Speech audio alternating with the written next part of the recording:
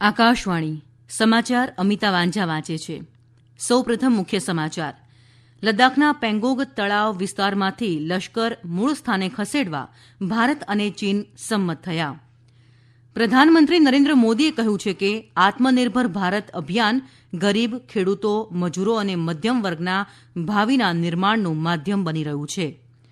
ગુજરાતની રાજ્યસભાની 2 બેઠકોની આગામી 1 માર્ચે યોજાનારી પેટાચૂંટણી માટે આજે જાહેરનામું બહાર પડ્યું. દેશમાં અત્યાર સુધી 70,17,000થી વધુ લોકોને કોરોનાની રસી અપાઈ. અને ઓસ્ટ્રેલિયન ઓપન ટેનિસ સ્પર્ધામાં ભારતના દિવિજ શરણ અને અંકિતા રૈના ડબલ્સની પ્રથમ મેચ હારી જતા સ્પર્ધામાંથી બહાર. સમાચાર વિગતવાર. પૂર્વ લદ્દાખના પેંગોંગ તળાવ વિસ્તારમાંથી લશ્કરને મૂળ સ્થાને પાછું ખેંચવા ભારત અને ચીન સંમત થયા છે. સંરક્ષણ મંત્રી રાજનાથસિંહે ભારત ચીન સરહદની પરિસ્થિતિ અંગે આજે રાજ્યસભામાં નિવેદન આપતા જણાવ્યું કે પેંગોંગ તળાવ વિસ્તારમાં બંને દેશો વચ્ચે તેમના સૈન્યની સ્થિતિ અંગે એક સમજૂતી સધાઈ છે.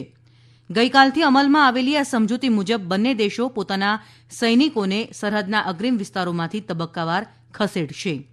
તેમણે કહ્યું કે ચીની સેના ફિંગર 8ની પૂર્વ દિશાએ ઉત્તર તટીય વિસ્તારમાં રહેશે, તેવી જ રીતે ભારતીય સૈનિકો ફિંગર 3 નજીક કાયમી બેઝ બનાવીને રહેશે. એવી જ રીતે એપ્રિલ 2020 પછી ઉત્તર અને દક્ષિણ તટીય વિસ્તારોમાં બનાવવામાં આવેલ કોઈપણ માળખાઓને દૂર કરાશે. બંને પક્ષો સંબંધિત વિસ્તારમાં પેટ્રોલિંગ સહિતની સેનાની પ્રવૃત્તિઓ હંગામી ધોરણે બંધ રાખવા સંમત થયા છે. શ્રી રાજનાથસિંહે કહ્યું કે રાજદ્વારી અને સેનાના સ્તરે મંત્રણા યોજાયા બાદ સમજૂતી સધાય ત્યાર પછી બંને દેશોની સેના પેટ્રોલિંગ શરૂ કરશે. પ્રધાનમંત્રી નરેન્દ્ર મોદીએ કહ્યું છે કે આત્મનિર્ભર ભારત અભિયાન ગરીબ, ખેડૂતો, મજૂરો અને મધ્યમ વર્ગના ભાવિના નિર્માણનું માધ્યમ બની રહ્યું છે. પંડિત દીનદયાળ ઉપાધ્યાયની પુણ્યતિથિ નિમિત્તે ભાજપના સાંસદોને સંબોધતા શ્રી મોદીએ જણાવ્યું કે માળખાગત ક્ષેત્રે થઈ રહેલા પરિવર્તનથી નાગરિકોનું જીવન સરળ બનશે. પ્રધાનમંત્રીએ કહ્યું કે જ્યારે ભારતનું કદ વૈશ્વિક સ્તરે ઝડપથી વધી રહ્યું છે ત્યારે દરેક ભારતીયને તેનો ગર્વ થશે. તેમણે કહ્યું કે આપણા રાજકારણમાં રાષ્ટ્ર માટેની નીતિ સર્વોચ્ચ છે. તેમણે કહ્યું કે દીનદયાળ ઉપાધ્યાયના આદર્શો આજે પણ સુસંગત છે અને તે બધા માટે પ્રેરણારૂપ છે. આજે પંડિત દીનદયાળ ઉપાધ્યાયની પુણ્યતિથિ નિમિત્તે ઉપરાષ્ટ્રપતિ એમ વેંકૈયા નાયડુએ તેમને યાદ કરતા જણાવ્યું કે તેઓ સાચા અર્થમાં માનવતાવાદી હતા. ગરીબ વર્ગના ઉત્થાન માટે તેઓએ અથાગ મહેનત કરી. શ્રી નાયડુએ વધુમાં ઉમેર્યું કે પંડિતજીનું અતુલ્ય જીવન ઘણા લોકોને પ્રેરણા પૂરી પાડે છે. કેન્દ્રીય ગૃહમંત્રી અમિત શાહે પંડિતજીની પુણ્યતિથિ નિમિત્તે શ્રદ્ધાંજલિ આપતા જણાવ્યું કે દીનદયાળ ઉપાધ્યાયનું જીવન દેશની સેવા અને સમર્પણનું પ્રતીક છે. માતૃભૂમિની ગરિમાના ઉત્થાન માટે તેમણે આપેલા યોગદાનથી દેશ હંમેશા પ્રેરિત થાય છે. ગુજરાતની રાજ્યસભાની 2 બેઠકોની આગામી 1 માર્ચે યોજાનારી પેટાચૂંટણી માટે આજે જાહેરનામું બહાર પડતા જ ઉમેદવારી નોંધાવવાની પ્રક્રિયા શરૂ થઈ છે. 18મી ફેબ્રુઆરી સુધી ઉમેદવારીપત્રો ભરાશે. 19મી તારીખે ઉમેદવારીપત્રકની ચકાસણી હાથ ધરાશે. ઉમેદવારી પાછી ખેંચવાની છેલ્લી તારીખ 22મી ફેબ્રુઆરી રહેશે.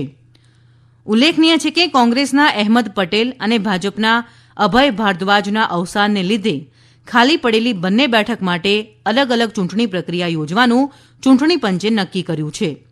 1 માર્ચે સવારે 9થી બપોરે 4 વાગ્યા સુધી મતદાન યોજાયા બાદ તુરંત જ 5 વાગે મતગણતરી હાથ ધરાશે અને પરિણામ જાહેર થશે. દરમિયાન ચૂંટણી પંચ દ્વારા રાજ્યસભાની ચૂંટણીલક્ષી ફરિયાદો અંગે ગાંધીનગર સચિવાલય ખાતે એક કંટ્રોલ રૂમ શરૂ કરવામાં આવ્યો છે.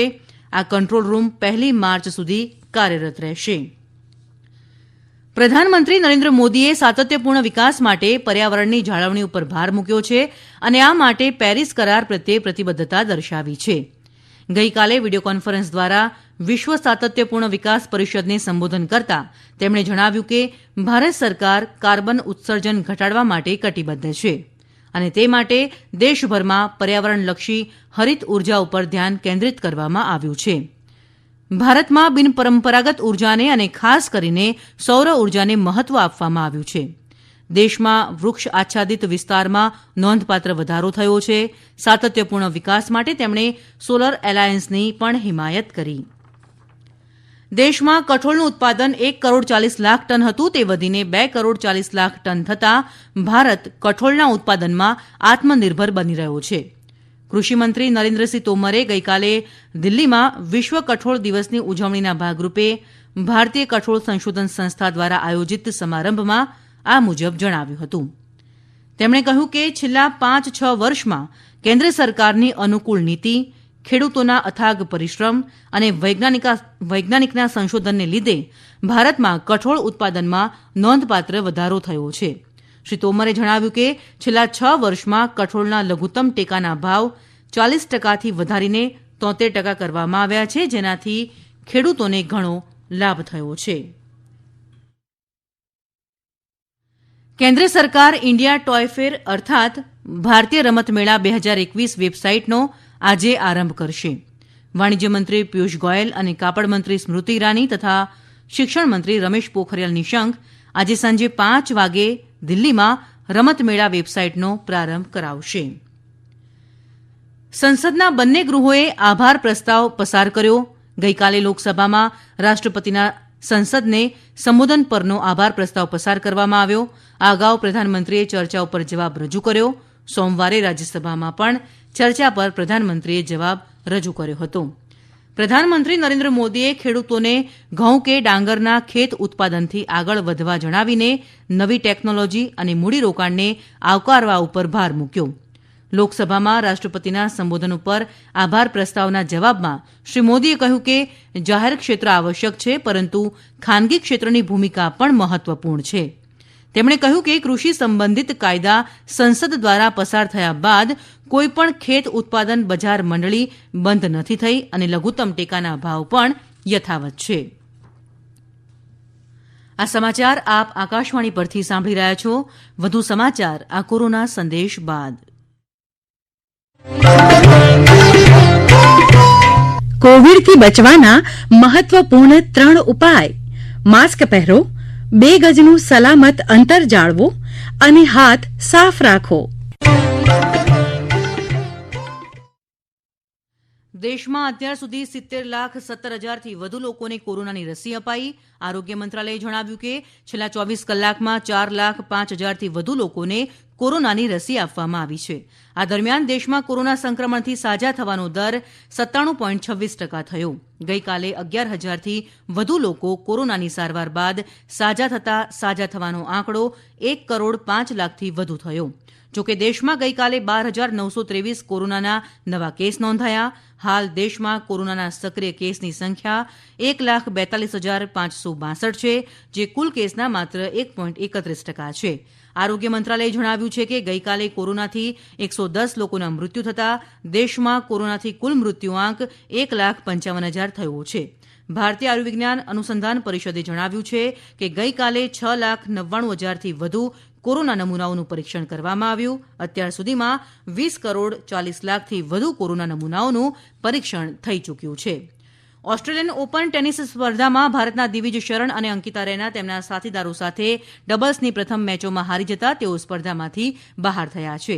આજે સવારે રમાયેલી ડબલ્સની પ્રથમ રાઉન્ડની મેચમાં દિવિજ શરણ અને આઈસ ઝેલેનાઈની જોડીનો કેકાવીઝ અને હમ્ફમાનની જોડી સામે સીધા 2 સેટોમાં પરાજય થયો. એવી જ રીતે મહિલાની ડબલ્સની મેચમાં અંકિતા રૈના તેમની સાથી એમ બુઝનેરસ્કુની જોડી વુલકોક અને ગળેસ્કીની જોડી સામે 6-3, 6-0થી હારી જતા સ્પર્ધામાંથી બહાર થઈ. ગઈકાલે ભારતના રોહન બોપન્ના અને બેન મેકલાચલાનની જોડી પર હારી જતા સ્પર્ધામાંથી બહાર થઈ છે. અંતમાં મુખ્ય સમાચાર ફરી એકવાર. લદ્દાખના પેંગોંગ તળાવ વિસ્તારમાંથી લશ્કર મૂળ સ્થાને ખસેડવા ભારત અને ચીન સંમત થયા. પ્રધાનમંત્રી નરેન્દ્ર મોદીએ કહ્યું, આત્મનિર્ભર ભારત અભિયાન ગરીબ, ખેડૂતો, મજૂરો અને મધ્યમ વર્ગના ભાવિના નિર્માણનું માધ્યમ બની રહ્યું છે. આકાશવાણી પરથી સમાચાર પૂરા થયા.